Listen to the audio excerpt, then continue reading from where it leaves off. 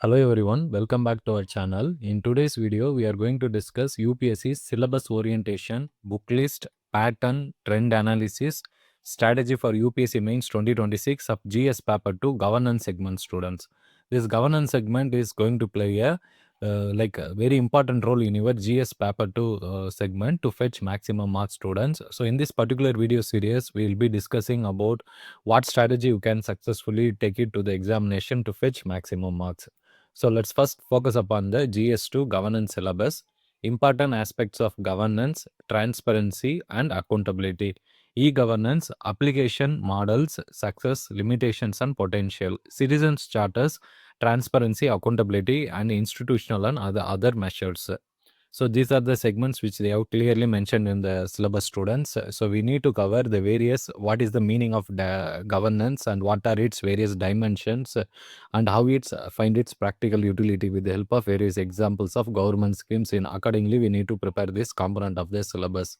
And what is very important while reading this aspect of the syllabus is we need to integrate our preparation with second ARC report. This is going to be very mandatory for this aspect of the syllabus students. So I will be discussing those what are the second ERC reports which you need to read, especially for governance segment in this video aspect. Along with that, you need to cover role of civil services in democracy. So while preparing these keywords in the syllabus such as governance, e-governance, citizen charters, I would be suggesting you to carry a notes making habit and try to make the notes in a point-wise format. Try to have 10 keywords, 10 key points for the major keywords mentioned in the syllabus. In such a way, you need to prepare students.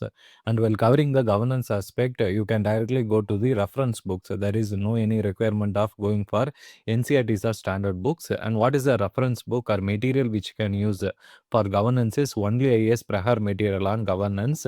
So I have shared this material in our Telegram group as well. Make use of that, students, and try to make point-wise format notes from the key aspect of the syllabus and the important topics which we are mentioning in the particular video in this. Okay, let's now focus upon the recent UPSC 2025 mains question on governance. Overall, there were 4 questions out of 20 questions which were asked from governance segment. And let's focus upon some of the questions which has been asked this year. E-governance projects have a built-in bias towards technology and backend integration than user-centric designs. So they are asking you to talk about examine. So you need to talk about both positives and negatives. While talking about the positives, you should talk about the benefits of technology as well as the backend integration. While talking about the negatives, we should talk about the user-centric designs. So in that way, you need to approach these answers, students. Let's focus upon the second question. Civil society organizations are often perceived as being anti-state actors than non-state actors. Do you agree? Justify.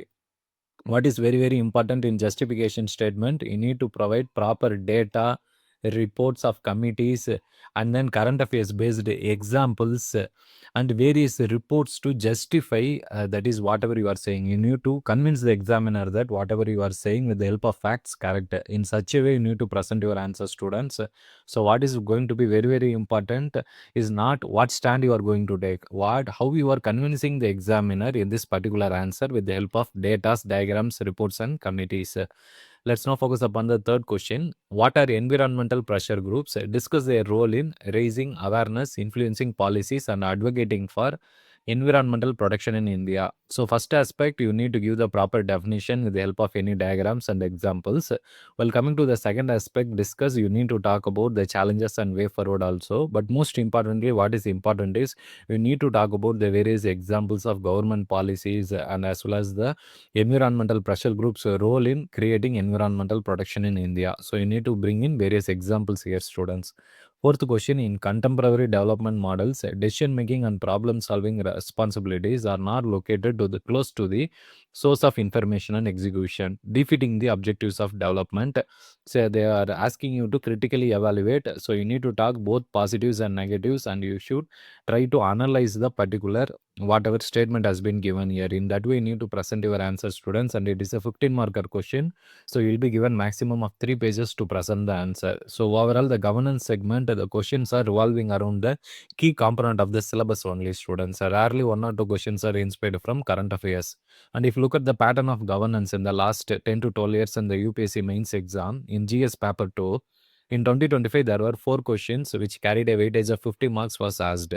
Apart from that, the maximum number of questions, if you look at it, first year when syllabus was introduced in 2013, they asked more than 100 marks. So that is 112 marks. And in 2014 as well, they carried the same weightage of 100 marks. But the recent trend clearly shows there has been a decreasing number of questions coming from governance. So accordingly, you need to strategize your preparation. Please understand that. And what is the average number of questions you can expect? If you look at this trend, overall maximum question 9 has been asked and minimum number of question 2 questions has been asked. So you can expect safely around 4 questions for coming mains 2026 as well, and that can be expected to carry a weightage of 15 marks. 50 marks. So that is the expectation based on the trend analysis, and you should also give maximum weightage to the trend analysis. Let's now focus upon the trend analysis of governance segment in GS paper 2. The UPSC examiners, they are clearly shifted from static to dynamic students. That is, the earlier years they asked what is NGO, direct question explaining RTI, like that. But now you can see clearly in 2025, critically evaluate, discuss, examine, those kind of questions are playing a huge important role. So we are asking you to have a analysis with the help of data and examples. That is a trend change. And citizen centric versus technology. So any technology digital divide it is creating, that is one recurring thing where UPSC is majorly focusing, especially the technology, the e-governance, direct benefit transfer model is actually reaching the intended user or creating a back-end efficiency bias. You should have various examples for that across India, and where it is efficiently done, where it is not done. So you should try to look for current affairs examples as well as diagrams and data to add value to your answer. And role of non-state actors, here you should focus upon the NGOs, yes, self-help groups and pressure groups. 2025 paper, it focused upon civil society. So next year you can expect questions around self-help group or NGO. So try to have your preparation in a holistic manner. And then role of non-state actors, this is going to be very, very important.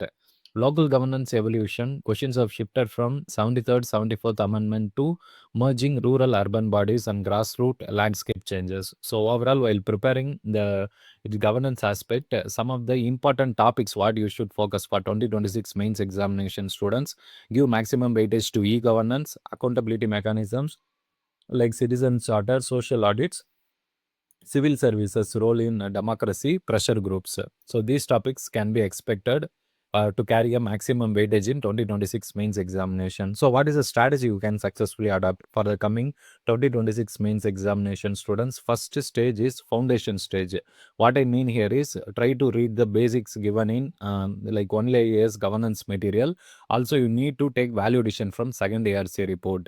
So in second ARC report, you need to refer first report, fourth report, 11th report, 12th report, and if you find time, try to give weightage for 6th and 7th report as well.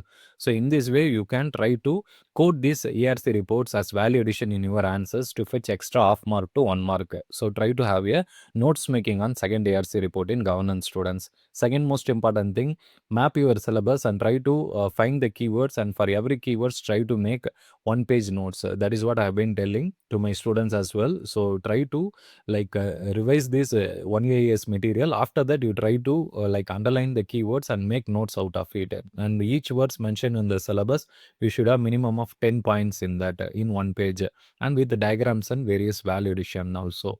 Then coming to the second aspect, second phase, you should now link it with various current affairs. To quote a few, you should try to link NITI Aayog reports in your answer. For example, strategy for New India 75. You can quote those some suggestions and recommendations as example, and try to bring in various case studies in a box column in your answer writing in governance. This will add extra marks for your answer. So collect 10 to 15 best practices in governance in current affairs, especially reading Vision IAS monthly magazine. Try to look for any specific district success in direct benefit transfer model or NGO's role in education. Try to look for the examples of the NGO or the district where government schemes are successfully implemented. You can quote that as example in governance.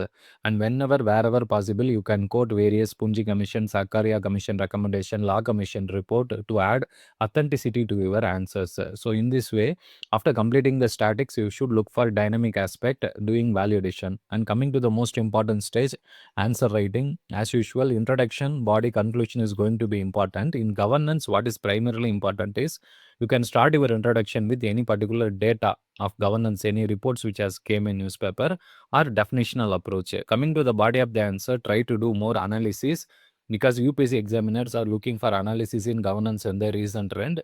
So try to have the positive and negative dimensions of all the keywords mentioned in the syllabus and try to bring in that analytical aspect in your answer with the help of various data as well. So look for various NITI Aayog report data and current affairs reports committees to bring value addition to your answer. Conclusion should be futuristic, optimistic, way forward, vision oriented when it comes to governance, and try to bring in various diagrams, especially flow charts. Venn diagrams can be used for e-governance model.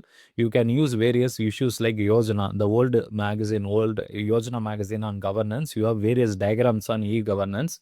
So try to download that from the internet and look for the diagrams which are given in that magazine and add it to your answer writing technique as well. Additionally, you can incorporate the diagrams which are used by UPSC toppers in their answer copies as well. So try to bring in various diagrams. That is a visual aids. And whenever possible, whenever you are writing a governance answer, you should use governance based keywords like subsidiarity, proactive disclosure, bottom up approach, or top bottom approach, top down approach, citizen centricity. All these keywords will add value to your answers to fetch maximum marks. Okay, students, let's now focus upon the distribution of marks. As I keep saying, when we want to start GS paper 2, especially, first start with Indian polity and governance, which carries the maximum weightage of 44%. Then move on to second most important topic, governance, which carries 20% weightage. Then you can move on to international relations, and finally you can come to social justice. This is the priority order I will be saying to my students. In this order only you can take up and cover the syllabus and practice the answer writing technique as well to fetch maximum marks. Out of 250 marks, if you look at it, governance is carrying 50 marks weightage. So in that way, you should prioritize and try to prepare this aspect in a very good manner. So what are the value addition notes you can refer? As I said, second ARC report is going to be important. I have mentioned the chapter numbers also. So try to look for that chapters. Additionally, I have shared the notes of toppers as well in our Telegram group. Make use of that selectively based on the chapters I have mentioned in this video. When it comes to UPSC toppers notes also, look for examples, diagrams, and the various keywords which they have used in their notes. Try to replicate that in your answer.